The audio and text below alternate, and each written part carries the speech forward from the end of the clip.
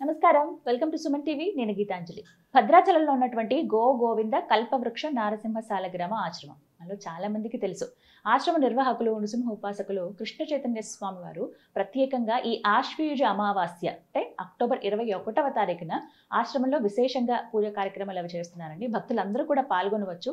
సాధారణంగా ఆశ్రమంలో పౌర్ణమి కానీ అమావాస్య కానీ ఎంత విశేషంగా ఉంటుందో వెళ్ళాలే కానీ మనం అక్కడ అలా ఉండిపోతాం అంతే, స్వామిని చూస్తూ అక్కడ జరిగేటువంటి కార్యక్రమాల్లో మనం అందరూ కూడా పాల్గొనవచ్చు. అయితే ఈసారి ఇంకాస్త విశేషంగా జరగబోతున్నాయి.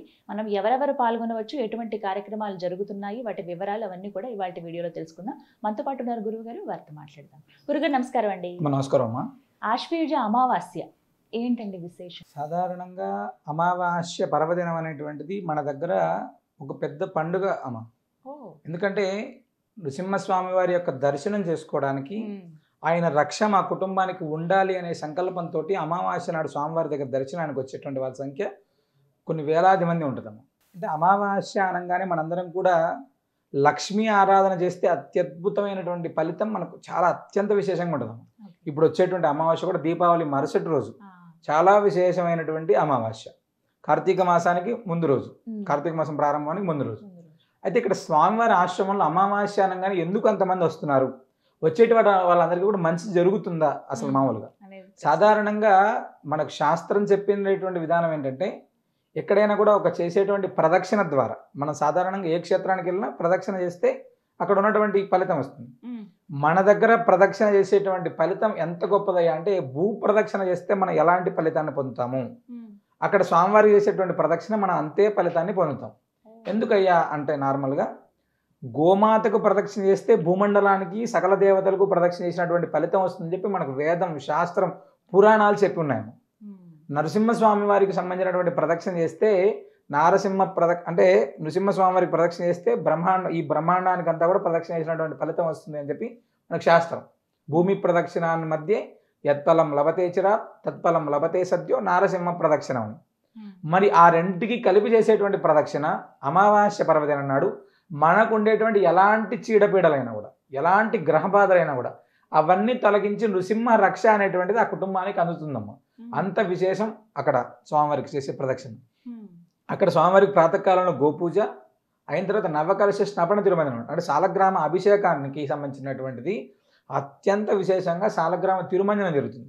ఆ తిరుమంజనంలో కొన్ని విశేషమైనటువంటి సాలగ్రామాలు కల్పవృక్ష నరసింహ స్వామి వారితో పాటుగా చాలా విశేషమైనటువంటి సాలగ్రామాలు ఉంటాయి. ఆ సాలగ్రామ తీర్థం తీసుకోవడానికి కొన్ని వేల మంది వస్తారు. ఎందుకయ్యా అంటే సాలగ్రామ తీర్థం శరీరం పైన పడితే శరీరంలో ఉండేటువంటి పైన ఉన్న పాపం పోతుందంట, లోపలికి తీసుకుంటే లోపల ఎముకకు పట్టినటువంటి పాపం కూడా పోతుందంట. అంత గొప్పది సాలగ్రామ తీర్థం. ఆ రోజు చాలా విశేషంగా అభిషేకం జరుగుతుంది.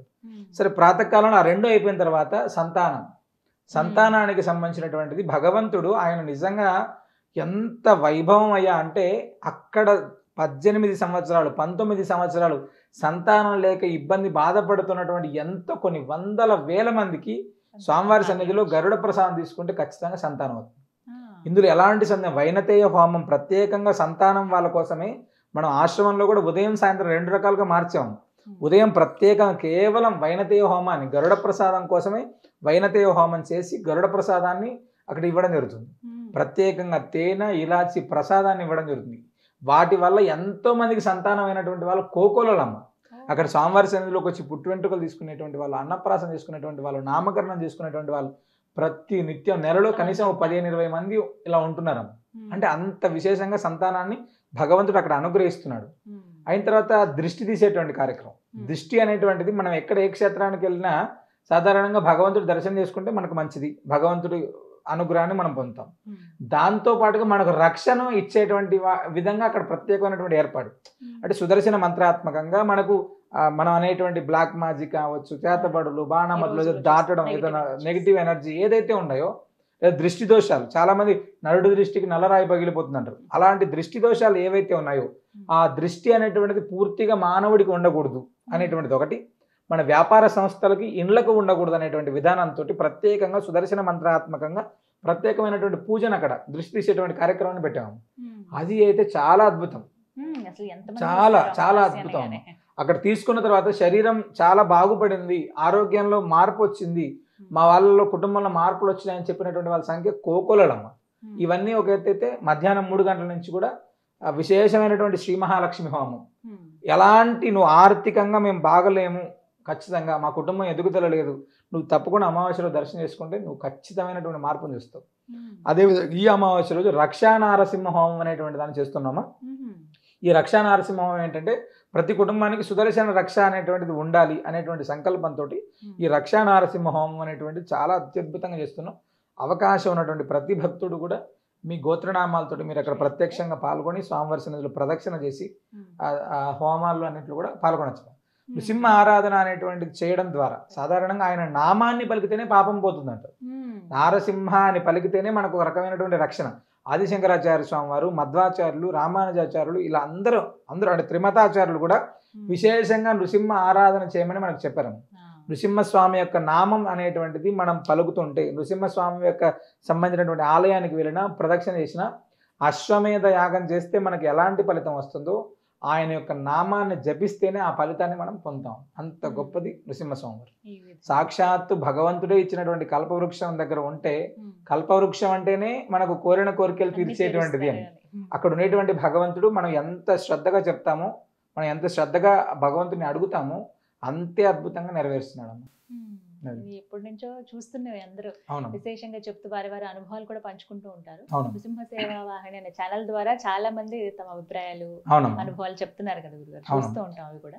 ఈసారి ఇంకా విశేషంగా ఈ విధంగా జరగబోతుంది. మరి ఎవరెవరు పాల్గొనొచ్చు, ఎలా పాల్గొనాలి తెలియజేస్తారు. హోమానికి రావాలనుకునేటువంటి వాళ్ళు ప్రాతకాలం అక్కడ ఉండే, సంతానానికి సంబంధించినటువంటి వాళ్ళైతే ఉదయం వచ్చి ఉంటాం, లేదా ముందు రోజు రాత్రి వచ్చి పడుకోండి. ఈసారి దీపావళి వచ్చింది కాబట్టి ప్రతి ఇంట్లో ఎవరికి వాళ్ళు పండుగ చేసుకుని తర్వాత బయలుదేరి ఉదయం రావడానికి అవకాశం ఉంటుంది. హోమానికి అయితే అక్కడికి ముందుగా ఫోన్ చేసి బుక్ చేసుకుంటే వాళ్ళు ఆ సాయంత్రం హోమంకి వచ్చేవాళ్ళు.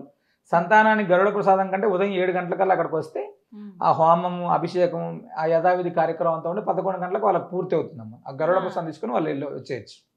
అది ఎవరైనా ఫోన్ చేసి వస్తే పూర్తి స్థాయిలో వివరాలు కూడా చెప్తారు, దానికి తగినటువంటి ఏర్పాట్లు కూడా వాళ్ళు చేసుకోవచ్చమ్మా. ఈసారి ఇంకా విశేషంగా అయితే జరగబోతుంది. అవును అవును. ధన్యవాదాలు గురుగారు. నమస్కారం. విన్నారు కదండి, అమావాస్య 21వ తారీఖు దీపావళి ముగిసిన తర్వాత మీకు ఇంకా కుదురుతుందండి, మాకు సెలవు కూడా ఉంది ఆ రోజు, ఎప్పటి నుంచో అమావాస్యకి వెళ్ళాలనుకున్నాం అనేవాళ్ళు ఈ ఆశ్వయుజ అమావాస్యకి ఒకసారి భద్రాచలంలో ఉన్నటువంటి గోవింద కల్పవృక్ష నారసింహ సాలగ్రామ ఆశ్రమానికి రండి. గోవుకి గోవిందుడికి ఏకకాలంలో పూజ చేసుకుని దర్శనం చేసుకునేటువంటి అవకాశం ఉంటుంది. విశేషంగా అమావాస్యలో జరిగే హోమంలో పాల్గొనొచ్చు. అలాగే నెగిటివ్ ఎనర్జీస్తో ఎవరైతే బాధపడుతున్నారో, మాకు ఎక్కడికి వెళ్ళినా ఏదో ఒక సమస్య వస్తుందండి, ఈ పనులు అవ్వట్లేదు, లేకపోతే ఏ దిష్టి తగిలిందో తెలియదు, ఇలా అయిపోయాం అనుకునే వాళ్ళు చాలామంది రకరకాల ప్రయత్నాలు చేసి ఉంటారు. ఒక్కసారి ఇక్కడ ఆశ్రమానికి వచ్చి చూడండి, ఎంతోమంది అలాంటి బాధల నుంచి విముక్తి పొందిన వాళ్ళు కూడా మీకు కనపడుతూ ఉంటారు. మళ్ళీ మళ్ళీ వచ్చి స్వామికి కృతజ్ఞతలు చెప్పుకునే వాళ్ళు చాలామంది కనపడతారు. మరి ఈ అవకాశాన్ని వదులుకోకుండా ఆశ్వయుజ అమావాస్య అక్టోబర్ 21 ఆశ్రమంలో జరిగే కార్యక్రమం, దిష్టి తీసే కార్యక్రమం కూడా ఉంటుంది. అది మీకు వివరంగా చెప్తారు. స్క్రీన్ మీద నేను ఏం చేస్తానంటే నెంబర్ ఒకటి ఇస్తాను, అలాగే అడ్రస్ కూడా కంప్లీట్గా ఇస్తాను. మీకు చాలా దగ్గరండి, రాముల వారి సన్నిధి అందరికీ తెలుసు కదా భద్రాచలంలో, అక్కడి నుంచి 100 మీటర్లో ఉంటుంది మనకి. మీరు అక్కడ ఎవరిని అడిగినా కూడా చెప్తారు, చాలామందికి తెలుసు. ఒకవేళ మీకు ఇంకా ఏమైనా సందేహం ఉన్నా కూడా అక్కడికి వెళ్ళి ఒక కాల్ చేస్తే మీకు కరెక్ట్గా గైడ్ చేస్తారు. డైరెక్ట్గా మీరు వెళ్ళి స్వామిని దర్శనం చేసుకుని ఆ రోజు జరిగేటువంటి కార్యక్రమాల్లో పాల్గొనండి. నమస్కారం.